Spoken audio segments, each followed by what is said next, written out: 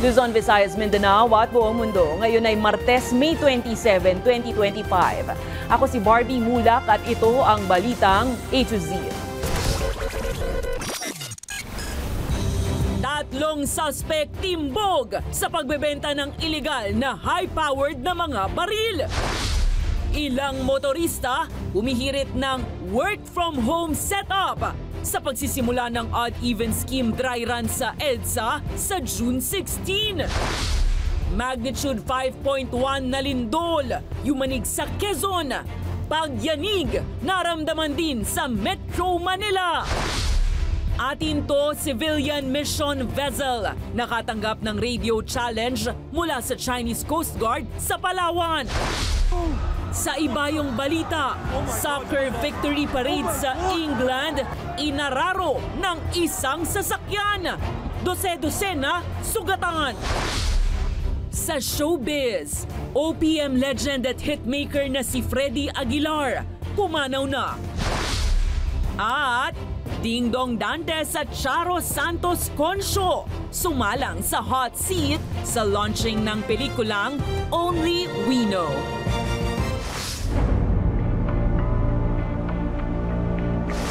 Magandang gabi, pambungad sa ating newscast. Huli sa entrapment operation ng tatlong suspect sa pagbebenta online ng matataas na kalibre ng baril, kabilang ang mga Armalite. Naharap naman sa patong-patong na kaso ang mga suspect, kabilang ang isa sa kanila na may ID pa mula sa isang media outlet. Ang balitang A to Z ni Kim Salinas. Tabi! Hoy! Pagtanggap ng mga suspect sa Mark Money, agad na sumugod ang mga operatiba ng Special Operations Unit ng Southern Police District. Nangyari ang operasyon laban sa iligal na bentahan ng firearms May 26 ng gabi sa Barangay Guadalupe Nuevo, Makati City.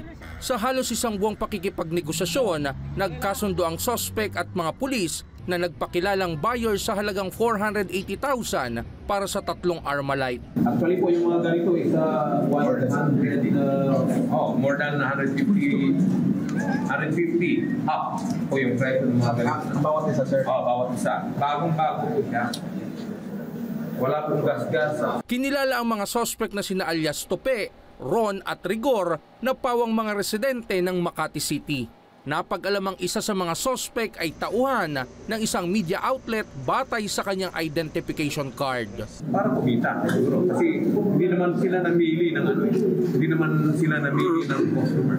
Kung sino yung may kakayahang bumili, yung naging lumalabas na assessment natin is, of course, is parang talagang talagang may contact sila na manufacturer or what. Nasa kustudiya ngayon ng Southern Police District ang mga suspect at nang tanungin sila sa mga paratang. Ayon sa pulisya, galing ng Cavite ang mga baril na ibinebenta ng mga suspect.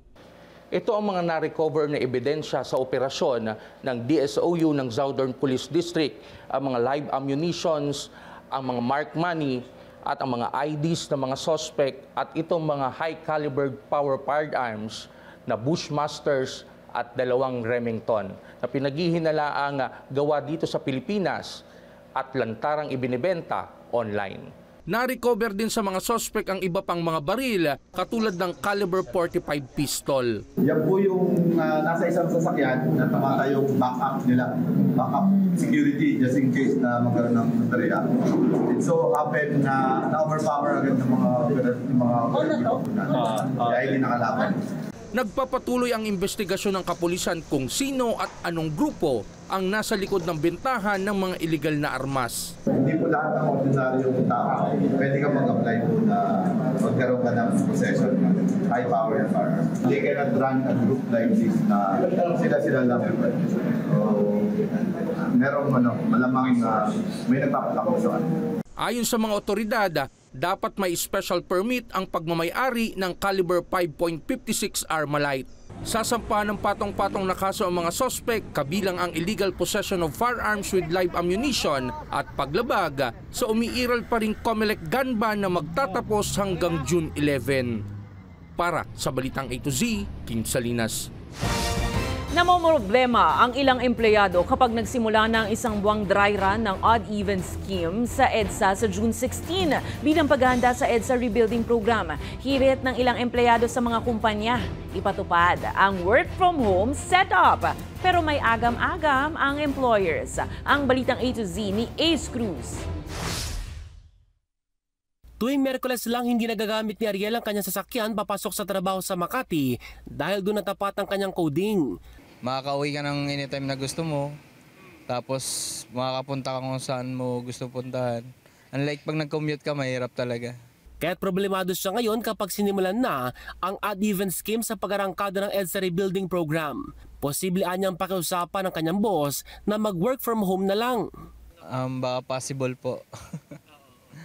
Mag-request na kahit yung time ng coding na lang sana pumayag. Sa ilalim ng odd-even scheme, bawal dumaan sa EDSA mga plaka nagtatapos sa number 1, 3, 7 at 9 o yung odd numbers tuwing Lunes, Miyerkules at Biyernes.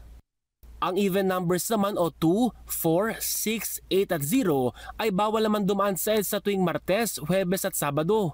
Tanging linggo lang walang ipatutupad na odd-even scheme pero tiniyak ng MMDA na dry run pa lamang ang gagawin sa June 16 at hindi pa sila mag-i-issue ng ticket sa mga violators.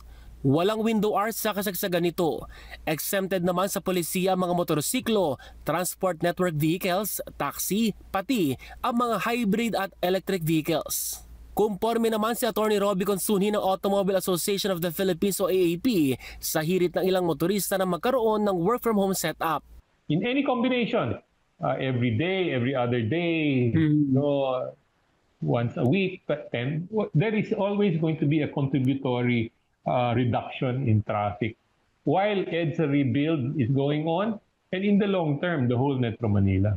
Nilinaw naman ni Consunji na hindi siya kontra sa odd-even scheme na ito lalo't una nang sinabi ng Department of Transportation o DOTR at ng MMDA na bahagi lang ito ng mitigating measures sa pagbigat ng daloy ng trapiko sa pagsisimula ng EDSA Rebuilding Program.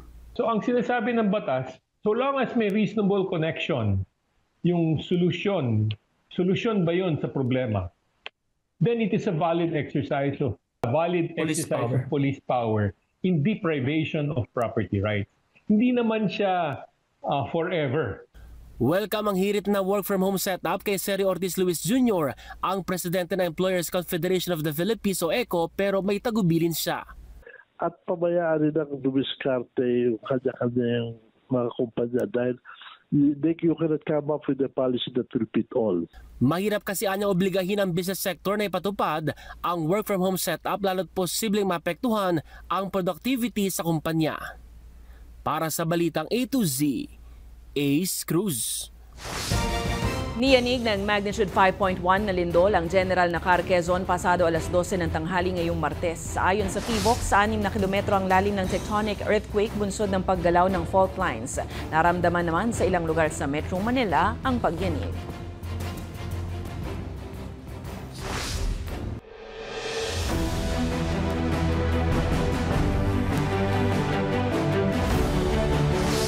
Nananawagan si Pangulong Ferdinand Marcos Jr. ng mas matibay na kooperasyon, innovation at political will sa mga bansang kasapi ng BIMP, EAGA o Brunei, Indonesia, Malaysia, Philippines, East Asian Growth Area.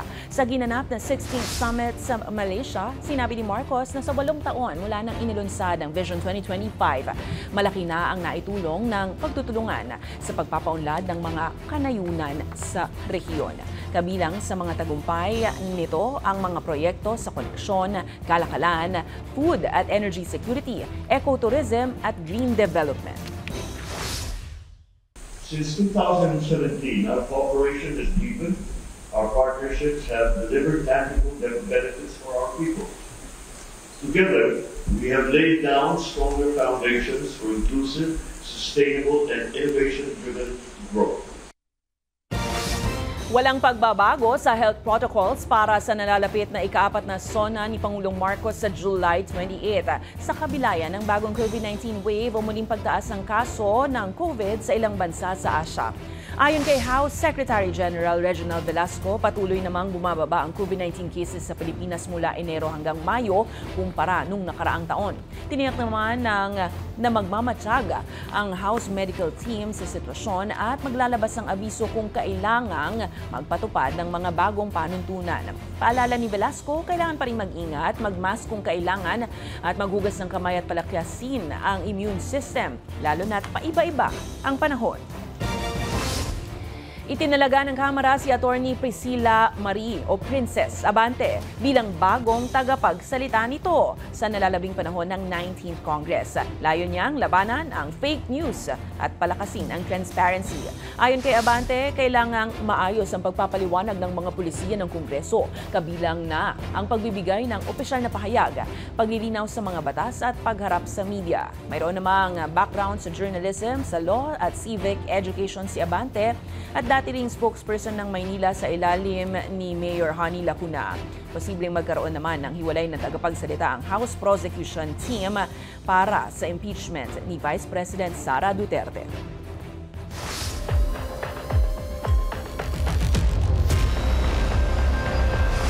Naniniwala ang ICC-accredited lawyer na si Attorney Joel Butuyan na posibleng kumakausap na ang International Criminal Court sa ilang miyembro ng PNP kaugnay sa drug war ni dating Pangulong Rodrigo Duterte. Ito ay kasunod ng paglitaw ng alegasyon ni Senator Ronald Bato de la Rosa na mayroon umanong mga retiradong pulis na pinipilit na magsaksi laban sa kanila.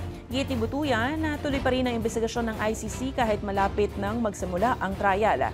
Anya posible pang madagdagan ng kasong murder na kinakaharap ngayon ni Duterte, kagaya ng torture, illegal detention at sexual violence.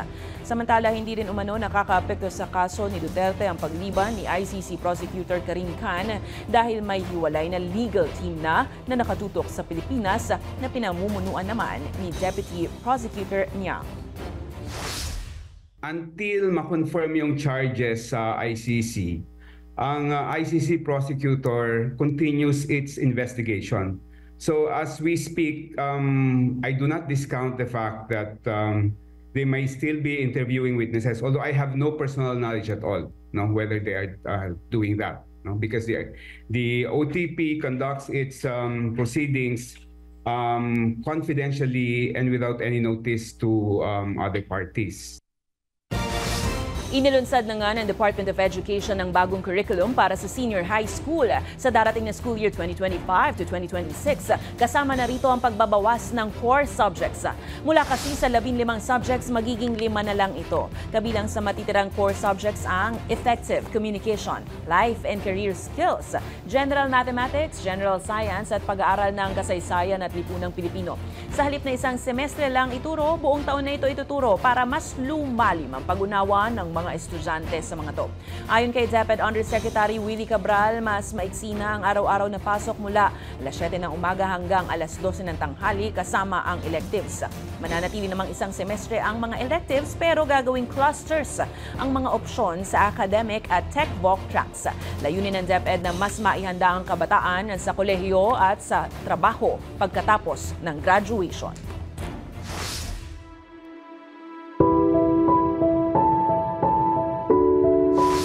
Isa pong malungkot na balita, pumanaw na ang Filipino folk musician at singer-songwriter na si Ferdinand Pascual Aguilar o mas kilala bilang si Freddy Aguilar sa edad na 72. Na maalam ang tinaguriang OPM legend ngayong Martes, May 27 habang nakakonfine sa Philippine Heart Center. Kinumpirma ito ni Attorney George Briones, General Counsel ng Partido Federal ng Pilipinas na dating National Executive Vice President ng PFP. Isang singer-songwriter si Freddy Aguilar na itinuturing na haligi ng Philippine music industry dahil sa hindi matatawarang talento sa pag-awit at paglikha ng mga awitin. Nakilala si Ka Freddy sa kantang Anak na naging international hit matapos isalin sa 29 na wika. Bukod dyan, ilan pa sa mga hit songs ng yumaong OPM legend ay ang Magdalena, Bayan Ko, Ipaglalaban Ko at iba pa. Nakikiramay po ang balitang A to Z sa naulilang pamilya ni Ka Freddy. Susunod, One Rider Party List Representative Gutierrez naghain ng resolusyon para imbestigahan ng NCAP ng MMDA dahil sa anyay unresolved issues. At sa balitang showbiz, Korean girl group Blackpink magbabalik Pinas para sa isang konsyerto. Kailan po yan? Abangan ang kumpletong ulat sa pagbabalik ng Balitang A to Z.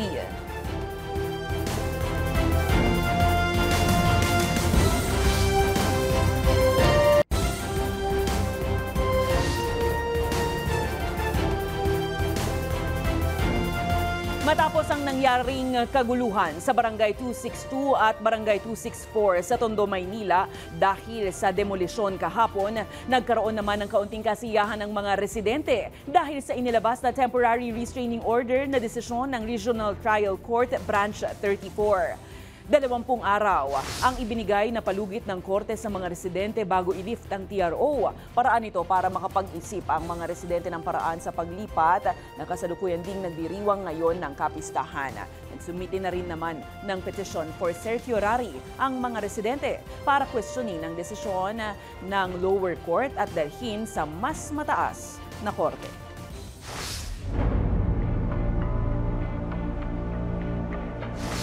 Naitala ng Metro Manila Development Authority ang mahigit 1,000 traffic violations sa unang araw pa lang po yan ng pagbabalik ng No Contact Apprehension Policy o NCAP. Bagamat mas mababa ito kumpara nung nakaraang taon, isang mambabatas na naghain ngayon ng resolusyon para imbestigahan ang tila unresolved na mga issue ng polisiya. Ang Balitang A to Z hatid ni Naomi Almohano.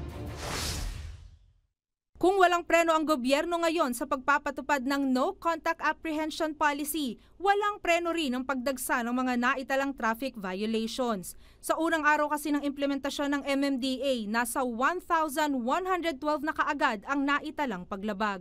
Ayon sa ahensya, hindi pagsunod sa traffic signs, paggamit ng EDSA busway at motorcycle lane at hindi pagsunod sa loading and unloading areas ang karaniwang na-monitor na paglabag. Within 10 working days, kung may reklamo ka, nakakuha ka ng notice of violation, you can file a contest sa MMDA or sa LGU. Sa mga second-hand na mga sasakyan naman na mahuhuli sa NCAP, kailangang magsumite ng deed of sale at affidavit, lalo na kung hindi nairehistro ng unang may-ari nito ang bentahan at palitan ng ownership. Within this week, ang DOTR, they will issue a policy na approve na ata po ni Sec. Vince Dizon regarding dun sa issue na yan sa mga second-hand vehicle na hindi na i-register ng new owner within a specific period of time. Ayon pa sa ahensya, hindi sapat ang mahigit 300 CCTV camera na gumagana ngayon para makover lahat ng lugar na talamak ang mga violator.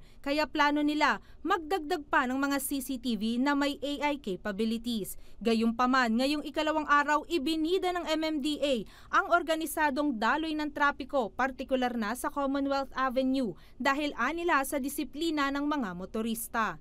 Samantala, inihain ngayong Martes ni One Rider Representative Rog Gutierrez ang House Resolution No. 2293 na naghihikayat sa House Committee on Transportation na kilatisin ang kahandaan ng ahensya sa pagpapatupad ng polisiya.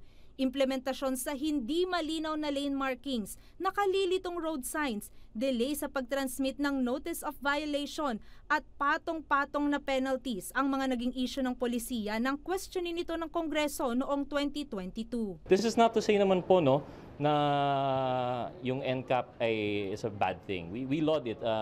Maganda naman po yung layunin ng NCAP. Ang problema lang po talaga yung implementation. At least sa nakikita po namin, walang pagbabago yung implementation ng NCAP according to the MMDA. Umapela rin si Gutierrez na ipagpaliban muna ito ng 6 na buwan para mapulido pa ang implementasyon.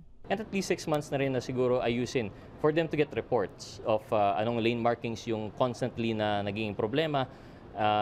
That should be sufficient time. Umaasa naman si Gutierrez na masisimula ng investigasyon pagkatapos mag-resume ang sesyon ng Kongreso sa June 2.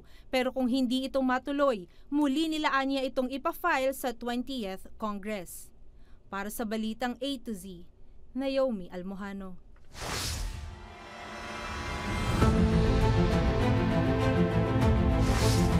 Dalawang barko ng Chinese Coast Guard na by bow number CCG-3306 at CCG-21549 ang naiulat na sumusunod sa atin ito coalition convoy na may layong 58 nautical miles mula sa baybayin ng El Nido, Palawan. Agad dineploy ng Philippine Coast Guard ang BRP Melchora Aquino at BRP Mala Pascua para tiyakin ang kaligtasan ng MV Kapitan Oka na may sakay ng mga Pilipino at dayuhan.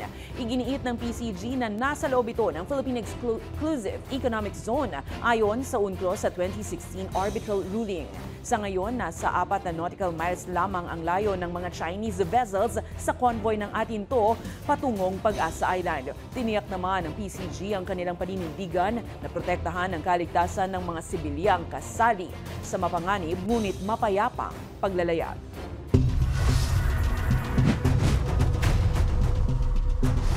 Kinekwestiyon ngayon ni Justice Secretary Boying Remulla kung paano nagkaroon ng 3 Philippine passport ang dating tagapagsalita ni dating Pangulong Rodrigo Duterte na si Harry Roque.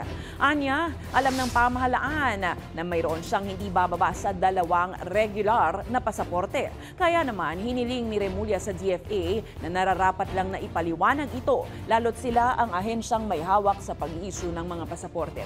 Nauna nang sinampahan ng DOJ ng petisyon sa Angeles RTC para ipakansela ang mga pasaporte ni Roque na ngayon naharap sa mga kasong qualified at regular human trafficking na may kaugnayan sa iligal na operasyon ng mga pogo sa Pampanga. Papahalukay namin yan. Kasi hindi dapat ginagawa yan. So we are petitioning for the cancellation of his passport or passports. Kasi nga, fugitive from the law na siya. Inihahandaan na ang kasong kriminal laban sa dating OWA chief na si Arnel Ignacio dahil sa umano'y anomalya sa 1.4 billion peso land deal. Ayon kay Migrant Workers Secretary Hans Leo Kakdak, napakaraming red flags, lalo't hindi ito dumaan sa OWA board at ginamit ang 2.6 billion peso repatriation funds para sa land acquisition na isang malaking paglabag sa patakaran.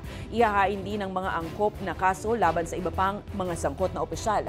Tiniyak naman ni Kakdak na tuloy ang serbisyo ng TMW para sa OFWs sa kabila ng kanyang courtesy resignation. What the former administration did was to convert this 2.6 billion of the emergency repatriation fund into capital outlay for land acquisition purposes. That too should have gone through the board because in effect the budget was modified, substantively modified. Umaapela ang ilang grupo sa Commission on Elections para tuluyan ng i-diskwalipika ang Duterte Youth Party List sa 2025 midterm elections. Kasama sa mga naghain ng petisyon ang Gabriela Youth, Anak Bayan at Kabataan Tayo ang Pag-asa. Giit ng Gabriela Youth, hindi lamang legal kundi moral na hakbang ang pagdidiskwalipika sa Duterte Youth Party List. Tinuligsa rin nila ang anilay bogus representation at sinabing hindi dapat gawing backdoor ng mga political dynasty ang party list system. Matatandaang sinuspindi na ng COMELEC ang proklamasyon ng Duterte Youth noong May 19 dahil sa mga nakabinbing kaso. Kilala natin noon, yung nakaamba na pagkakaupo at pagbigay ng 3 seats sa Duterte Youth ay tinututulan ng mga kabataang kababaihan dahil kinikilala natin ang dapat na mauupo sa loob ng Kongreso ay marapat lamang na nagre-representa at magmumula sa sektor natin at yung pagkakaupo mismo o yung pagkakaupo ng Duterte Youth sa loob ng Kongreso ay seat na ninanakaw mula sa youth sector ng mga kababaihan.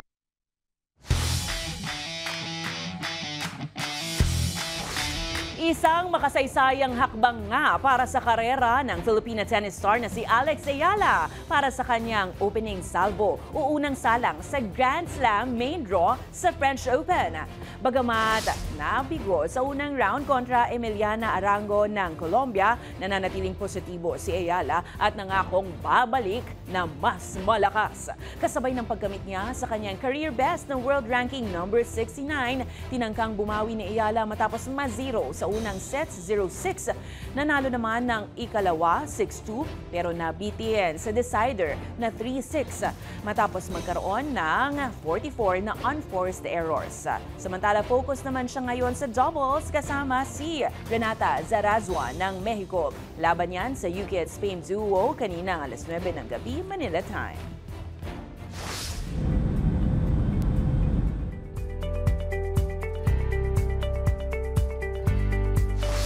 Sugatan ng ilang individual kasama ang 4 na bata matapos araruhin ng sasakyan sa Northwest England sa gitna yan ng selebrasyon ng Liverpool Football Club. Isang 53 anyos na lalaki ang inaresto sa Liverpool area na driver ng naturang sasakyan ayon sa otoridad. Giit ng Merseyside Police. Isolated incident lang ito. Patuloy namang inaalam ang motibo ng pananagasa.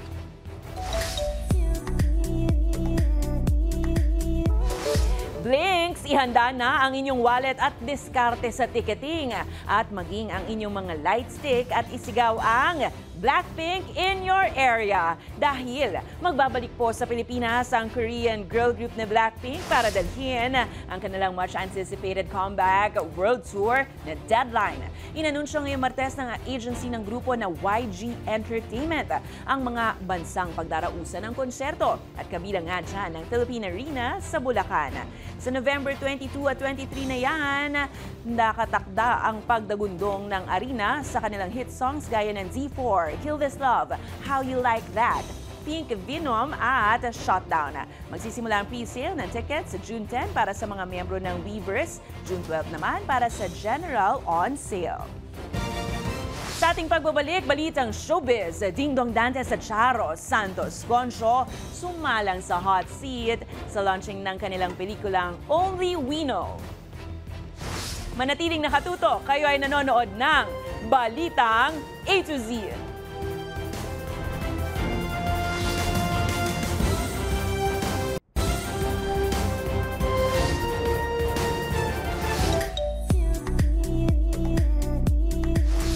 Sumalang sa hot seat ang tambalang Dongcha sa launching ng inaabangang upcoming movie na Only We Know. Pinagbibidahan yan ni Miss Charo Santos Concho at Ding Dong Dantes.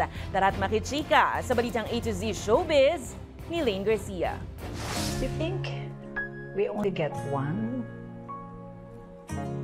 Huwag kang matakot maging totoo sa sarili mo. Yan ang powerful tagline ng inaabangang pelikula ngayon sa big screen, ang Only We Know, na pinagbibidahan ni ng former ABS-CBN President and CEO Charo Santos Concho at kapuso star primetime king Ding Dong Dantes. Kaya naman, simula na nga ng Betty and Ryan fever dahil marami ang na-excite sa much-awaited movie na ito. Sa media launch ng pelikulang Only We Know nitong Lunes, May 26, magkasamang lumakad sa red carpet ang tambalang Dongcha.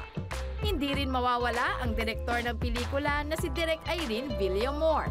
Sa panayam, ibinahagi ng dalawa kung ano nga ba ang bago sa pelikulang ito at kung may ilangan nga bang nagaganap sa mga bida sa kabila ng age gap na ginagampanan ng bawat characters. Never nagkaroon ng ganun. Ng ganun pakiramdam. Wala talaga.